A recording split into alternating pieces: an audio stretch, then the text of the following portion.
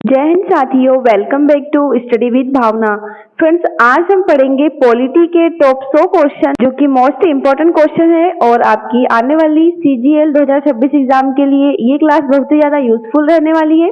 इसके अलावा अगर आप किसी भी गवर्नमेंट एग्जाम की तैयारी कर रहे हैं जैसे रेलवे, बैंक, SSC, तो सभी के लिए ये क्लास इम्पोर्टेंट होने वाली है। आज की क्लास में मैंने भारतीय राज्य व्यवस्था से संबंधित संविधान की विशेषताएं, मौलिक अधिकार, संघ एवं राज्य की कार्यपालिका तथा न्यायपालिका और इसके अलावा भी पॉलिटी से जितने भी क्वेश्चन बन सकते हैं उन सभी को आज की इस क्लास में हम पढ़ने वाले हैं। तो फ्रेंड्स, क्लास को पूरी देखना है। चलिए भाई, बिना किसी देरी के शुरू करते हैं हमारे पहले क्वेश्चन से। निम्नलिखित कथनों पर विचार कीजिए। भारतीय संविधान की प्रस्तावना संविधान का भाग है। दूसरा क्या है? प्रस्तावना न्यायालय में प्रवर्तनीय है। तो इनमें से कौन सा कथन सही है? फ्रेंड्स, इसका जो राइट आंसर है वो है ऑप्शन नंबर है केवल एक, क्योंकि प्रस्तावना न्यायालय में प्रवर्तनीय नहीं है। ठीक है, तो ये जो स्टेटमेंट है ये रॉन्ग हो जाएगा। जबकि भारतीय संविधान की प्रस्तावना संविधान का भाग है, ये स्टेटमेंट सही है। केशवानंद भारती केस 1973 में जो प्रस्तावना है उसे संविधान का भाग माना है। ठीक है, चलिए नेक्स्ट है। निम्नलिखित कथनों पर विचार कीजिए। मौलिक अधिकार संविधान के भाग 3 में दिए गए हैं। मौलिक अधिकारों को राष्ट्रीय आपातकाल में पूर्णतः निलंबित किया जा सकता है। अब इसमें से सही उत्तर बताना है। तो भाई, इसका जो करेक्ट आंसर है वो है ऑप्शन नंबर है, क्योंकि मौलिक अधिकार भाग 3 में है। ये जो स्टेटमेंट है ये तो सही दे रखा है, लेकिन मौलिक अधिकारों को राष्ट्रीय आपातकाल में पूर्णतः निलंबित किया जा सकता है ये गलत हो जाएगा, क्योंकि आर्टिकल 20 और 21 को आपातकाल में भी पूर्णतः निलंबित नहीं किया जा सकता। ठीक है, चलिए नेक्स्ट है। निम्नलिखित में से कौन सा कथन सही है? तो इनमें से कौन सा कथन सही है? संविधान सभा का गठन कैबिनेट मिशन योजना के आधार पर हुआ है, ये सही हो जाएगा। ठीक है, इन सभी में से ऑप्शन नंबर है यहाँ पर राइट आंसर हो जाएगा। तो इसका गठन हुआ था 1946 में। ठीक है, जबकि जो संविधान है वो हुआ था 26 नवंबर 1949 को अंगीकृत। याद रखेंगे। चलिए बढ़ते हैं अगले क्वेश्चन की ओर। निम्नलिखित कथनों पर विचार कीजिए।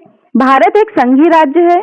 भारतीय संविधान में फेडरेशन शब्द का प्रयोग किया गया है। इनमें से सही बताना है। तो फ्रेंड्स, इसमें से सही हो जाएगा केवल एक, क्योंकि भारत एक संघीय राज्य है, ये सही हो जाएगा। जो आर्टिकल 1 है उसमें यूनियन ऑफ स्टेट्स कहा गया है भारत को। ठीक है, जबकि ये जो भारतीय संविधान में फेडरेशन शब्द का प्रयोग किया गया है ये गलत हो जाएगा। इसकी जगह पर यूनियन ऑफ स्टेट्स का जो प्रयोग है वो किया गया है। चलिए नेक्स्ट है।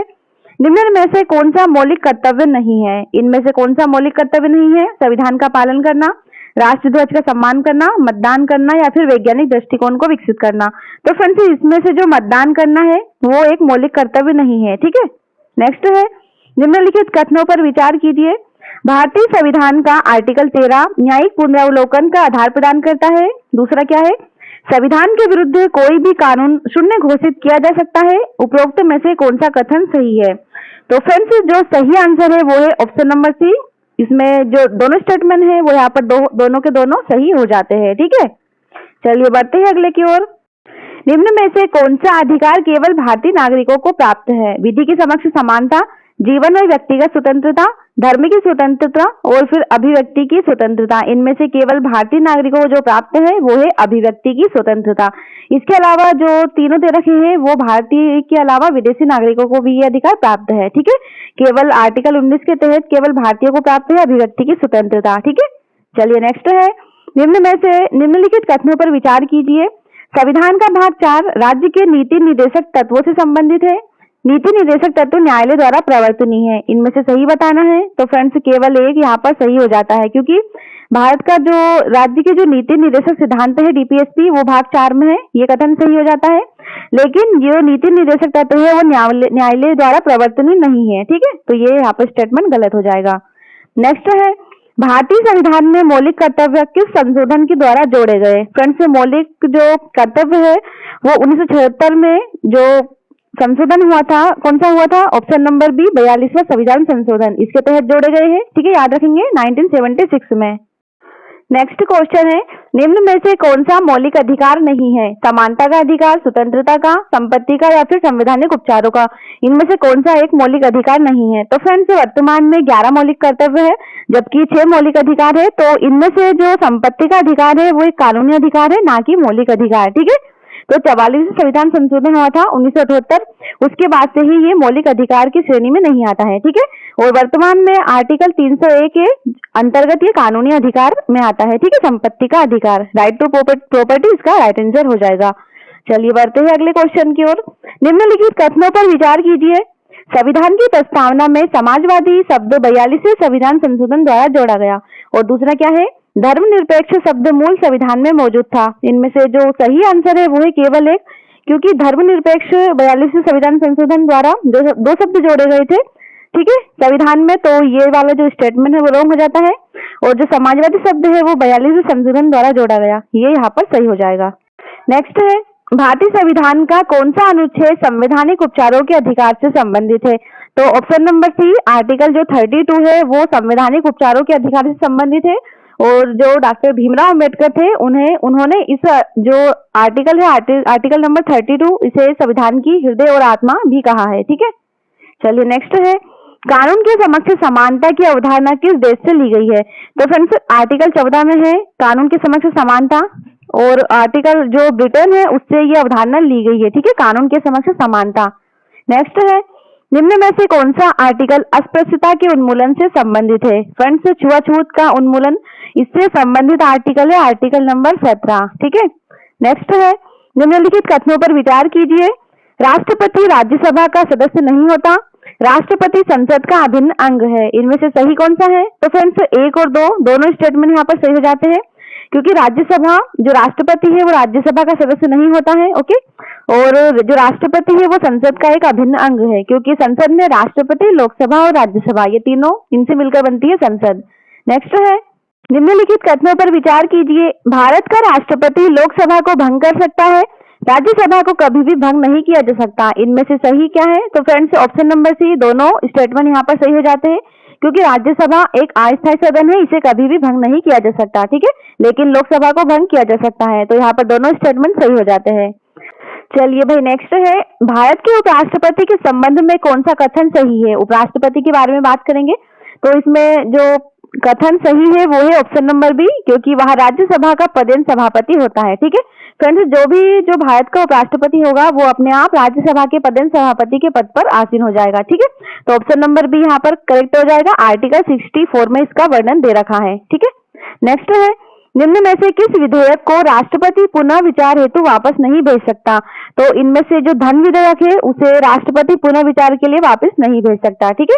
चलिए बढ़ते हैं अगले क्वेश्चन की ओर। भारतीय संसद के संयुक्त अधिवेशन की अध्यक्षता कौन करता है? इंपॉर्टेंट प्रश्न है। संयुक्त अधिवेशन होता है, कौन बुलाता है? राष्ट्रपति, लेकिन इसकी जो अध्यक्षता करेंगे वो लोकसभा के अध्यक्ष करते हैं, ठीक है। और आर्टिकल 108 के तहत संयुक्त अधिवेशन की जो अवधारणा है वो दे रखी है। चलिए नेक्स्ट है, निम्नलिखित कथनों पर विचार कीजिए। धन विधेयक केवल लोकसभा में प्रस्तुत किया जा सकता है, धन विधेयक पर राज्यसभा केवल सिफारिशें दे सकती है। तो यहाँ पर सही बताना है। तो friends option number C, statement 1 और 2 यहाँ पर दोनों सत्य हो जाते हैं, क्योंकि धन विधेयक केवल लोकसभा में ही प्रस्तुत कर सकते हैं, जबकि धन विधेयक पर राज्यसभा केवल सिफारिशें ही प्रदान कर सकती है, ठीक है। फ्रेंड्स राज्यसभा केवल 14 दिनों के लिए ही अपने पास इसे रख सकती है, ठीक है। नेक्स्ट है, निम्नलिखित कथनों पर विचार कीजिए। संविधान संशोधन विधेयक संसद के किसी भी सदन में प्रस्तुत किया जा सकता है, संविधान संशोधन विधेयक पर राष्ट्रपति पुनः विचार हेतु वापस भेज सकता है। यहाँ पर सही बताना है, तो केवल 1 हो जाएगा, क्योंकि भारतीय जो संविधान संशोधन विधेयक है संसद के किसी भी सदन में प्रस्तुत किया जा सकता है, ये यहाँ पर स्टेटमेंट सही हो जाता है, ठीक है। लेकिन संविधान संशोधन विधेयक पर राष्ट्रपति पुनः विचार हेतु वापस भेज सकता है, यहाँ पर ये स्टेटमेंट गलत हो जाएगा, ठीक है, वापस इसे नहीं भेज सकता है, याद रखेंगे। नेक्स्ट है, राज्यसभा के लिए न्यूनतम एज कितनी है? फ्रेंड्स राज्यसभा के सदस्य बनने के लिए न्यूनतम एज 30 वर्ष अनिवार्य है, ठीक है। इसके अलावा लोकसभा के लिए कितनी 25 वर्ष एज होना अनिवार्य होती है, ठीक है।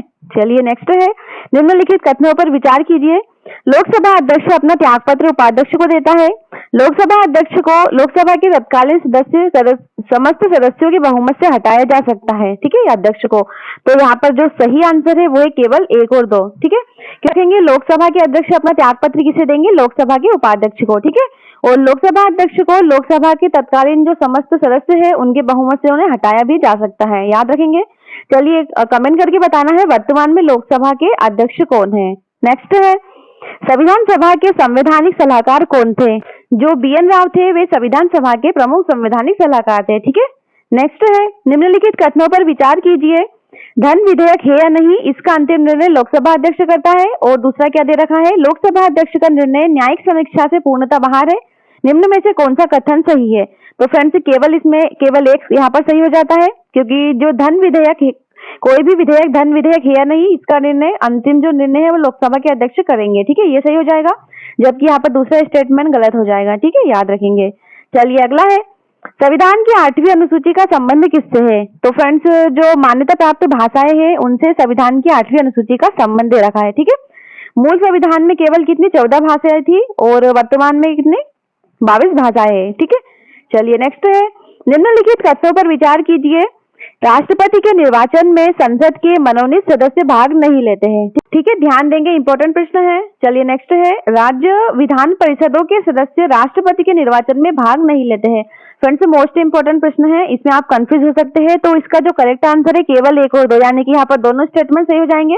क्या है कि राष्ट्रपति के निर्वाचन में संसद के मनोनीत सदस्य भाग नहीं लेते हैं। ठीक है, ये यहाँ पर स्टेटमेंट सही हो जाता है। और दूसरा क्या है, राज्य विधान परिषदों के सदस्य राष्ट्रपति के निर्वाचन में भाग नहीं लेते हैं, तो ये भी यहाँ पर सही हो जाता है। ठीक है, नेक्स्ट है, भारतीय संविधान में समवर्ती सूची किस देश से प्रेरित है? तो फ्रेंड्स, ऑस्ट्रेलिया के संविधान से ली है हमने समवर्ती सूची। समवर्ती सूची में केंद्र और राज्य दोनों कानूनें बना सकती है। ठीक है, निम्नलिखित कथनों पर विचार कीजिए। राज्यसभा में राष्ट्रपति द्वारा 12 सदस्यों को मनोनीत किया जाता है। इन सदस्यों को साहित्य, विज्ञान, कला और समाज सेवा के क्षेत्र में चुना जाता है। यहाँ पर सही बताना है। तो फ्रेंड्स, दोनों स्टेटमेंट यहाँ पर सही हो जाते हैं। ठीक है, तो फ्रेंड्स, राष्ट्रपति 12 सदस्यों को मनोनीत करते हैं। ठीक है, राज्यसभा में। ठीक है, याद रखेंगे। चलिए नेक्स्ट है, भारत में प्रथम लोकसभा का गठन किस वर्ष हुआ था? तो प्रथम लोकसभा का गठन हुआ था 1952 में। ठीक है, पहली लोकसभा 1952 में गठित हुई थी और उसके अध्यक्ष बनाए गए थे GV मावलंकर। ठीक है, नेक्स्ट है, निम्नलिखित कथनों पर विचार कीजिए। आर्टिकल 14 विधि के समक्ष समानता की गारंटी देता है। आर्टिकल 14 पूर्ण समानता की अवधारणा पर आधारित है। अब यहाँ पर सही कथन कौन सा है? ऑप्शन नंबर है केवल 1। ठीक है, आर्टिकल जो 14 है उसमें विधि के समक्ष समानता की गारंटी है, ये सही हो जाएगा। लेकिन आर्टिकल 14 में पूर्ण समानता की अवधारणा इस पर आधारित नहीं है। ठीक है, तो ये यहाँ पर स्टेटमेंट गलत हो जाएगा। चलिए नेक्स्ट है, मौलिक अधिकारों को संविधान का हृदय और आत्मा किसने कहा है? तो फ्रेंड्स, डॉक्टर भीमराव अम्बेडकर ने कहा है संविधान की आत्मा और हृदय। किसे कहा है? आर्टिकल 32 को। ठीक है, नेक्स्ट है, निम्नलिखित कथनों पर विचार कीजिए। आर्टिकल 15 केवल राज्य के विरुद्ध भेदभाव को निषिद्ध करता है। आर्टिकल 15 धर्म, जाति, लिंग, जन्म स्थान आदि के आधार पर भेदभाव को प्रतिबंधित करता है। निम्न में से कौन से कथन सही है? तो इसमें से कौन सा सही है? ऑप्शन नंबर सी, यानी 1 और दोनों यहाँ पर सही हो जाते हैं। ठीक है, नेक्स्ट है, भारतीय संविधान का कौन सा आर्टिकल उपाधियों के उन्मूलन से संबंधित है, यानी कि उपाधियों के अंत से? तो अनुच्छेद जो 18 है उसमें दे रखा है उपाधियों का अंत। ठीक है, नेक्स्ट है, निम्नलिखित कथनों पर विचार कीजिए। आर्टिकल 19 के सभी अधिकार विदेशियों को भी प्राप्त है। अनुच्छेद 19 केवल भारतीय नागरिकों को प्राप्त है। इस प्रश्न का सही आंसर है केवल 2, क्योंकि जो अनुच्छेद 19 है वो केवल भारत के नागरिकों को ही उपलब्ध है और जो विदेशी नागरिक है उनको ये प्राप्त नहीं है। ठीक है, नेक्स्ट है, जीवन और व्यक्तिगत स्वतंत्रता का अधिकार किस अनुच्छेद में निहित है? तो फ्रेंड्स, अनुच्छेद 21 में दे रखा है जीवन और व्यक्तिगत की स्वतंत्रता का अधिकार। ठीक है, नेक्स्ट है, निम्नलिखित कथनों पर विचार करें। शिक्षा का अधिकार मूलतः मौलिक अधिकार नहीं था। 86वें संविधान संशोधन द्वारा शिक्षा का अधिकार मौलिक अधिकार बनाया गया। अब इसमें से क्वेश्चन कौन सा कथन सही है? तो यहाँ पर दोनों सही हो जाएंगे, क्योंकि प्रारंभ में मूलतः मौलिक अधिकार, जो शिक्षा का अधिकार था वो मौलिक अधिकार नहीं था। लेकिन 86वें संशोधन 2002 के तहत जो आर्टिकल 21 है वो जोड़ा गया। 6 से 14 साल तक के बच्चों के लिए शिक्षा का मौलिक अधिकार बनाया गया। ठीक है, नेक्स्ट क्वेश्चन है, संविधान में समान कार्य के लिए समान वेतन किसमें निहित है? तो फ्रेंड्स, जो नीति निर्देशक तत्व है राज्य के DPSP, उसमें समान कार्य के लिए समान वेतन निहित है। ठीक है, ऑप्शन नंबर सी यहाँ पर करेक्ट आंसर हो जाता है और आर्टिकल 39 के D में इसका वर्णन दिया है। ठीक है, नेक्स्ट है, निम्नलिखित कथनों पर विचार करें। नीति निर्देशक तत्व न्यायालय द्वारा प्रवर्तनीय नहीं है, ये आयरलैंड के संविधान से प्रेरित है। अब इसमें से जो राइट आंसर है वो है केवल 1 और 2। यहाँ पर दोनों स्टेटमेंट सही हो जाते हैं, क्योंकि हमने DPSP को आयरलैंड के संविधान से अपनाया है और न्यायालय द्वारा ये प्रवर्तनीय नहीं है। ठीक है, तो दोनों यहाँ पर सही हो जाएंगे। याद रखेंगे, न्यायालय में लागू करने योग्य नहीं है। ठीक है, नेक्स्ट है, मौलिक कर्तव्यों को किस समिति की सिफारिश पर संविधान में जोड़ा गया? तो फ्रेंड्स 42वें संविधान संशोधन 1976 के तहत सरदार स्वर्ण सिंह समिति की सिफारिश पर मौलिक कर्तव्यों को संविधान में जोड़ा गया था। ठीक है, चलिए नेक्स्ट है, भारत के महान्यायवादी की नियुक्ति कौन करता है? फ्रेंड्स आर्टिकल 76 में वर्णन है, भारत के न्यायवादी की नियुक्ति कौन करेंगे? भारत के राष्ट्रपति। ठीक है, नेक्स्ट है, भारतीय संविधान का कौन सा भाग नागरिकता से संबंधित है? तो आर्टिकल 5 से 11 में नागरिकता का वर्णन है और संविधान के कौन से भाग में है नागरिकता? तो फ्रेंड्स सिटीजनशिप है आर्टिकल भाग नंबर 2 में। ठीक है, याद रखेंगे। नेक्स्ट है, राज्यसभा की अधिकतम सदस्य संख्या कितनी हो सकती है? फ्रेंड्स राज्यसभा की जो अधिकतम संख्या है वो 250 हो सकती है और वर्तमान में कितनी है? 245। ठीक है, तो इसे भी याद रखेंगे।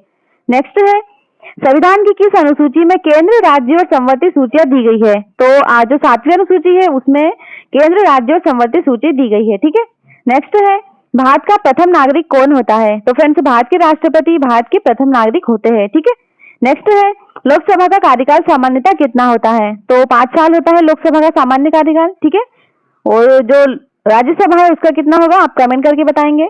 नेक्स्ट है, राष्ट्रपति अपना त्यागपत्र किसे देता है? तो फ्रेंड्स आर्टिकल 56 में इसका वर्णन है, क्योंकि जो राष्ट्रपति है वो अपना त्यागपत्र देते हैं भारत के उपराष्ट्रपति को। अगला है, भारतीय संविधान का संरक्षक किसे माना जाता है? तो संविधान का संरक्षक जो सुप्रीम कोर्ट ऑफ इंडिया है उसे माना जाता है। ठीक है, नेक्स्ट है, धन विधेयक को धन विधेयक होने का प्रमाण कौन देता है? तो कोई सा विधेयक धन विधेयक है या नहीं, इसका जो प्रमाण है वो देता है लोकसभा के अध्यक्ष। यहाँ पर option number D right answer हो जाएगा। चलिए नेक्स्ट है, संविधान दिवस कब मनाया जाता है? फ्रेंड्स संविधान दिवस कब? 26 नवंबर को मनाया जाता है। 26 नवंबर 1949 को भारत का संविधान अंगीकृत हुआ था और जो संविधान दिवस मनाया जाता है कब से? 2015 से। तो इसे भी याद रखेंगे, 2015 से हम संविधान दिन मनाते हैं। नेक्स्ट है, भारत के राष्ट्रपति के निर्वाचन में मतों का मूल्य किस आधार पर नियंत्रित किया जाता है? तो यहाँ पर ऑप्शन नंबर बी राज्य की जनसंख्या के आधार पर किया जाता है। ठीक है, याद रखेंगे 1971 की जनगणना का इसमें यूज किया गया है। ठीक है, चलिए नेक्स्ट है, भारत में अवशिष्ट शक्तियां किसके पास होती है? तो अवशिष्ट शक्तियां भारत में संसद के पास होती है। संसद में कौन कौन होते हैं? जो राष्ट्रपति होंगे वो, और लोकसभा और राज्यसभा। ठीक है, तो तीनों मिलकर संसद बनाते हैं और जो अवशिष्ट शक्तियां हैं वो संसद के पास होती है। ठीक है, और संविधान के 248 आर्टिकल में है इसका वर्णन। ठीक है, चलिए नेक्स्ट है, वित्त आयोग का गठन किस अनुच्छेद के अंतर्गत किया जाता है? फ्रेंड्स आर्टिकल 280 के अंतर्गत आता है वित्त आयोग और प्रत्येक 5 वर्ष में इसका निर्माण किया जाता है। ठीक है, चलिए नेक्स्ट है, लोकसभा के प्रथम अध्यक्ष कौन थे? तो लोकसभा के जो प्रथम अध्यक्ष बनाए गए थे वो थे जीवी मावलंकर। ओके, अगला है, संविधान संशोधन की प्रक्रिया किस देश से प्रेरित है? तो फ्रेंड्स हमने संविधान संशोधन की प्रक्रिया दक्षिण अफ्रीका के संविधान से ली है। तो याद रखेंगे साउथ अफ्रीका यहाँ पर राइट आंसर हो जाएगा। चलिए नेक्स्ट है, भारत के निर्वाचन आयोग का उल्लेख किस अनुच्छेद में किया गया है? फ्रेंड्स भारत का जो चुनाव आयोग है उसका आर्टिकल 324 में इसका वर्णन है संविधान की। ठीक है, नेक्स्ट है, संसद के दोनों सदनों की संयुक्त बैठक अब तक सबसे अधिक किस विधेयक के लिए बुलाई गई थी? इंपॉर्टेंट प्रश्न है, तो इसमें ऑप्शन नंबर डी यहाँ पर उपयुक्त सभी इसका सही आंसर हो जाएगा। बैंकिंग सेवा आयोग विधेयक, इसके अलावा दहेज निषेध विधेयक और आतंकवाद निरोधक विधेयक। तो यहाँ पर तीनों स्टेटमेंट सही हो जाएंगे। ठीक, तो ऑप्शन नंबर डी इसका करेक्ट आंसर हो जाएगा। चलिए नेक्स्ट है, राज्यसभा का गठन किस वर्ष हुआ? फ्रेंड्स राज्यसभा का गठन हुआ था 1952 में। ठीक है, पहली बैठक हुई थी 13 मई 1952 को, जिसे काउंसिल ऑफ स्टेट्स भी कहा जाता है। अगला है, भारत के संविधान में वर्तमान में कितनी अनुसूचियां हैं? तो संविधान में कितनी, अब वर्तमान में कितनी? 12 अनुसूचियां हैं। ठीक है, नेक्स्ट है, संविधान की प्रस्तावना में गणराज्य यानी कि रिपब्लिक शब्द का क्या अर्थ है? तो फ्रेंड्स भारत एक गणराज्य है और इसका जो अर्थ है वो है वंशानुगत शासक का अभाव।